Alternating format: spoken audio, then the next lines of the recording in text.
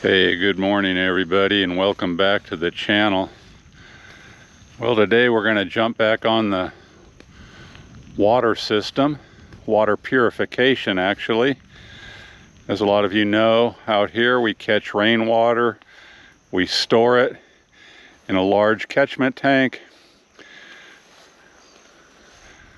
deliver it off the solar system using a pump, 12-volt pump, batteries. I've covered a lot of this before. We've got a new system today to introduce you to. Looking forward to it. Shouldn't be a very large project. Supposedly we can get it tied up in about 30 minutes, according to the instructions of this new purification system.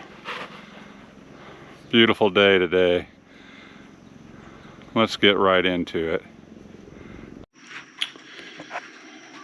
Just unboxed this reverse osmosis 5-stage water purification system from SimPure.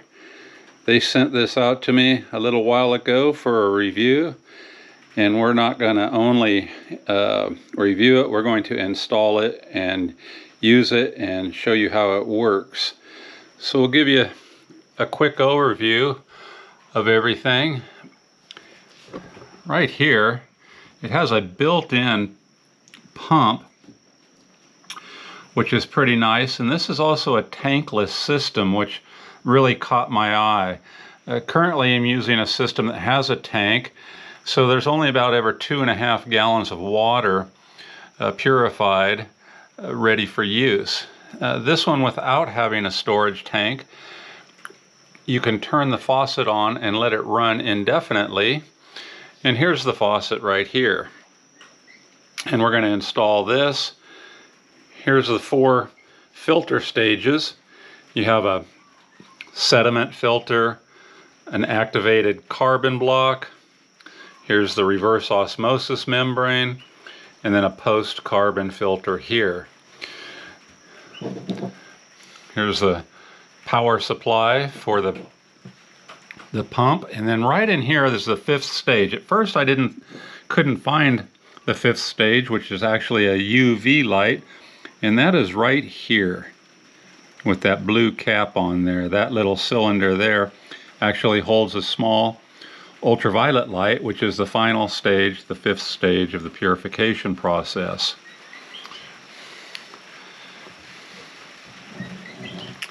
I'll move these filters out of the way and show you that it has also a built-in pressure gauge, and this will help you monitor the state of your filters and let you know when they are in need of changing.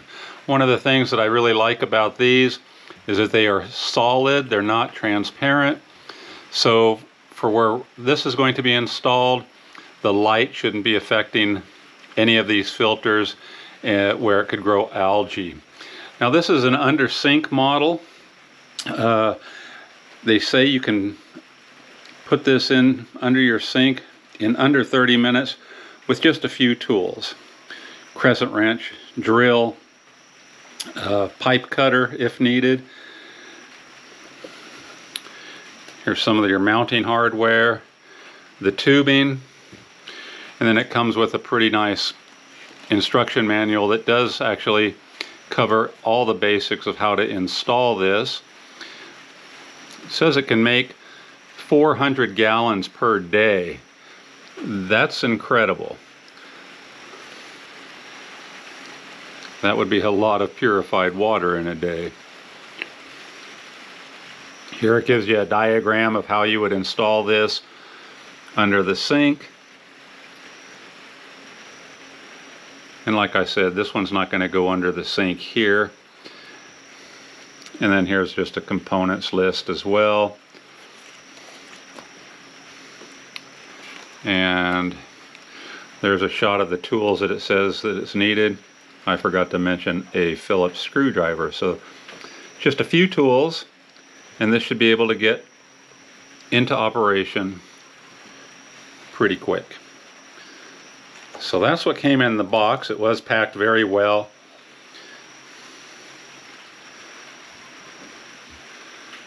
Now we're going to go to assembling it, and I am going to keep track of my time and let you know how long it takes and see if I can come in at under that 30 minutes.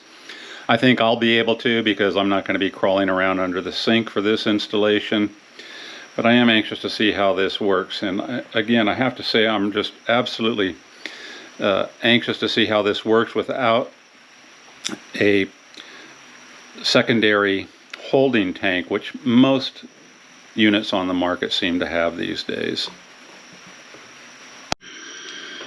Okay, I'm installing the filters right now. I just put this sediment filter, the first stage, on, and I want to show you just how easy these go on.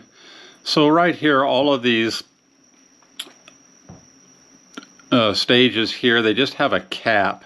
Each one of these filters, they just have a cap on them. You just simply pull that off. And the threads on these are to where you couldn't install it incorrectly. They're really, really nice. And they're quite big, as you can see right here. Very large thread, a locking thread. There's just no way you can make an error on this. And you can see right there that it has to be put in a certain way for it to fit.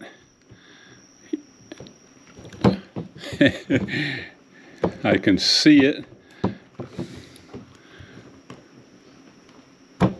So you push it on, and then you just simply give it a turn, and right there, it's locked into place. Now I struggled just a little bit because I was trying to move around the camera a little bit. So now those two are fully locked in place. Try and give you a nice close-up in there of what that looks like. With those great big locking threads, you actually have to push the filter over this, and it kind of locks into place, and then you just turn and it locks. And I'll see if I can get this one on a little quicker here. So anyway, here's the reverse osmosis membrane. Pop that off. It's got some nice rubber O-rings in here for sealing to prevent against any leakage.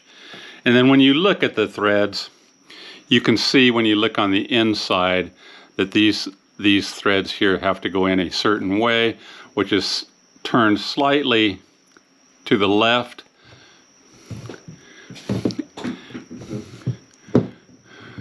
And then push it on, and and there, it gives a nice satisfying snap when you turn it into place, locked into place. And again, here you go. The label will be out facing front when it's in, so slightly to the left to start, push it on, snap, in place. So all four filters are now in place, except for a little stumbling on the second one. They all go in extremely quick, as you can see, seconds, and the filters are now in place. Very nice. Give you a close-up of the gauge. It's like some oil-filled pressure gauge in there. That's not water. It's like a thicker, clear oil. And that'll level out a little bit more when it's in the upright position. So there it is with all of those installed. Now we're going to go mount this out where it's going to go, and we're going to quickly turn it on and see how it works. So guys, this couldn't have been easier. I think I've got a total of like 10 minutes in, and it's up and running. Now, that being said, I did just tie it into the old existing water line that I was running a previous reverse osmosis system on, so it was very easy just to tie the water in to the system, and it connects right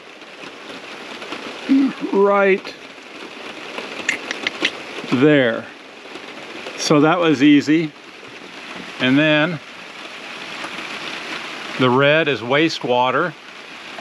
This says it produces 1.5 gallons and wastes 1 gallon. So it's a little less than a lot of them on the market, which that's good. These reverse osmosis systems do take more water than you get to make purified water. And you can probably hear it's raining in the background, so typically here we have excess water to work with, but that could be an issue for some people to consider. You will waste 1 gallon of wastewater, and for right now I'm just draining it into a waterer for outdoor plants if they ever need to see water again. So it's up and running, and now it says once it's up and running, you need to turn it on and leave it on for 20 minutes before you ever start using it for drinking purposes or cooking purposes, whatever you're using this for. And that's just to clean out some of the charcoal sediment in the carbon filters, the carbon block, the post-carbon filter. They do have a little carbon dust that needs to be flushed out of these systems before you use it. So got the pump plugged in, and I will come back and figure a different way of running these lines, maybe shorten them up a bit, but for right now I'm going to leave it like this while I inspect everything for leakage. And let's turn it on and see what happens. And I'll see if I can get a little bit of water to show you. So I'm just going to, okay, there it's on. And we'll see if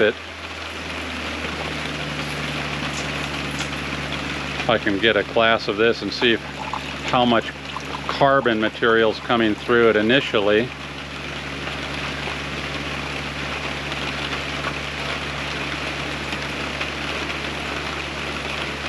A little bubbly, not really seeing any carbon, but they say to let that run for 20 minutes, so that's what we're going to do. Run it for 20 minutes. I'm going to catch it in this 5-gallon tank right here, and then I will use that somewhere out in the garden. The pump is running. You might be able to hear it. Not very loud at all. Inspect for leaks. No leaks there. No leaks there. And no leaks there. Now this is the other thing that I really want to point out on these. A lot of the reverse osmosis systems you see have a clip that you have to, after you push these tubes in, you have to fasten a clip over here to lock it into place. These you do not. They don't come with clips because they don't need them. And that is a huge plus. So all you do is you just shove your connection tube right into here, and this one right in here, just push it in. It is locked in.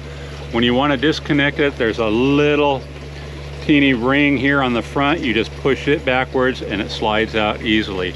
I tested those things before I fired it up, and it worked absolutely perfectly. So there it is running. Let's see if we can see what the pressure reads. It's reading just under 100 psi through the system. Looking good. Everything's looking real good. Has a very nice flow coming out of it. That reminds me I need to start my stopwatch and let it run for 20 minutes, and we'll be back. So we're just a few minutes into running this for 20 minutes. I've been testing it every so often, filling up a glass of water, just so I can see what I can see with my eyes, if I am noticing any of that carbon that's being flushed out. And I really have not. I mean, I see some air bubbles, and that's about it, just from the agitation of the water going into this. But I am going to let it run the full 20 minutes as suggested, but already very clear. Never have seen any real carbon deposits coming out of there. Pretty nice. The other thing I want to show you is on the wastewater, at what rate the wastewater comes out. So of course the pump's running, we're flushing the system, and I am catching the wastewater. This is wastewater, so that's coming out at a pretty good clip while the pump's running, and it's probably pretty accurate as to how much it's producing. This is going to quickly be full, and this holds 2 gallons.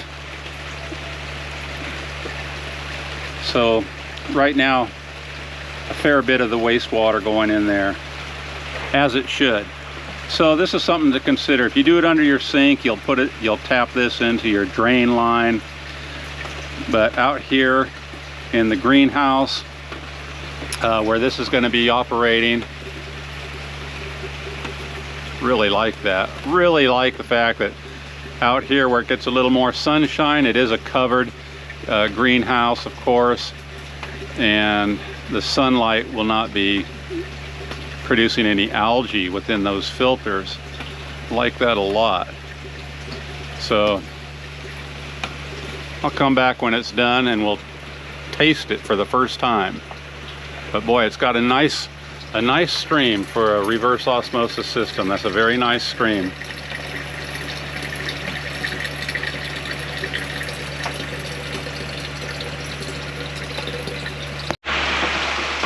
And as you can see in here, it's raining pretty good right now. Water coming off the roof, going into the catchment tank. Out there on the side of the catchment tank, I've got a small solar panel, well, about 150 watts I think it is down there. And it's got a few old lead acid batteries that I still have from the old days in there. Powering a 12-volt pump that's pulling the water from that catchment tank all the way into the greenhouse here and into this reverse osmosis system.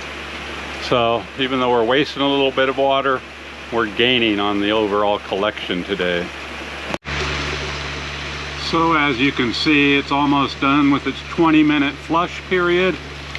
And while we go the last few minutes, I'll run over a few more details with you. The pump's been running, as you can see, for just over 17 minutes. It's just warm to the touch. It's not hot at all. Running very smooth. This is the second 5-gallon jug that we're filling up. And there's the wastewater going into this one. This one's a little over half full now, and I had 2 gallons that I had already caught, so it's living right up to what it says, about 1.5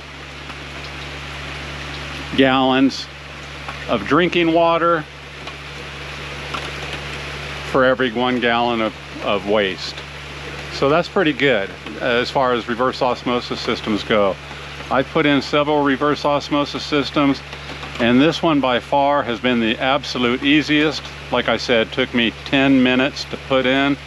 No problem whatsoever. So on the total dissolved solvents removal rate, or TDS, it says that the removal rate is higher than 95% for the TDS rate, and for bacterial rate, 99.999% removal of all bacteria.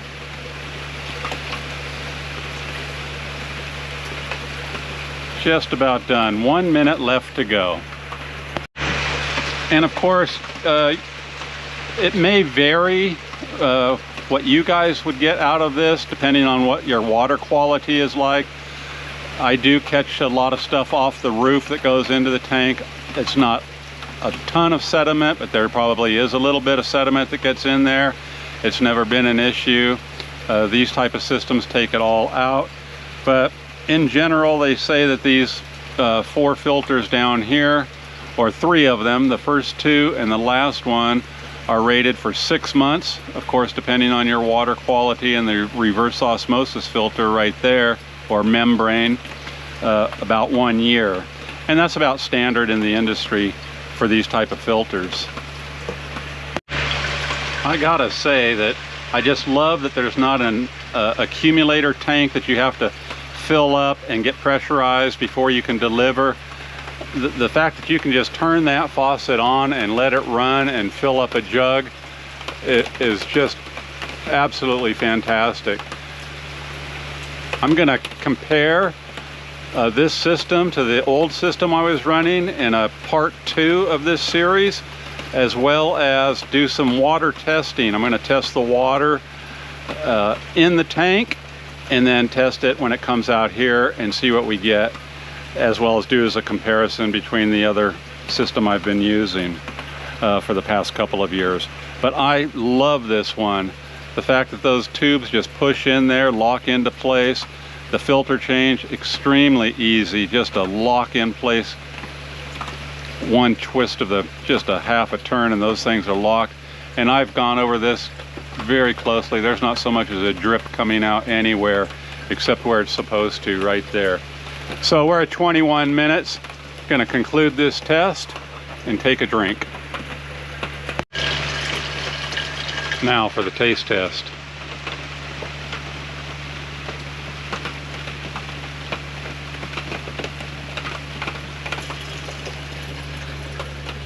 Take a nice close look at it. That water is crystal clear.